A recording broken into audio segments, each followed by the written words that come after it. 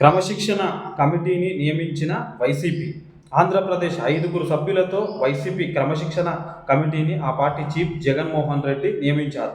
ఈ కమిటీకి శెట్టిపల్లి రఘురామిరెడ్డిని చైర్మన్గా, సభ్యులుగా తానేటి వనిత, కైలే అనిల్ కుమార్,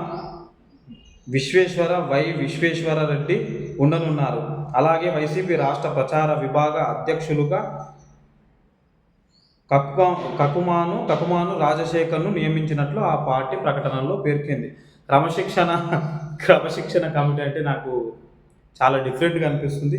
మరి క్రమశిక్షణ పార్టీని పెడితే మరి వైఎస్ఆర్ పార్టీ వాళ్ళు మరి ఎంత క్రమశిక్షణ ఉంటారు అనేది మనం చూడాలి. ఇక వాళ్ళ మాటలు ఎట్లుంటాయి అనేది తెలుసు. అట్లాంటి మాటలు మాట్లాడిన వాళ్ళు చాలామంది జైలుకు కూడా పోయొచ్చారు. సో ఈ మధ్య కాలంలో చూస్తున్నాం.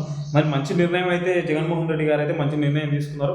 మరి ఆ నిర్ణయంలో మరి ఏం జరుగుతుంది, ఎట్లా జరుగుతుంది అనేది మరి చూడాల్సి వచ్చింది.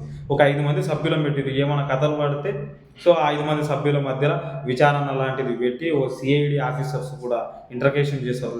అట్లా వీళ్ళను నియమించారు అన్నట్టు. కూర్చొని ఇట్లెందుకు మాట్లాడినా అట్లెందుకు క్రమశిక్షణగా ఉండాలని. మరి ఎట్లుంటారు అనేది మనం చూద్దాం.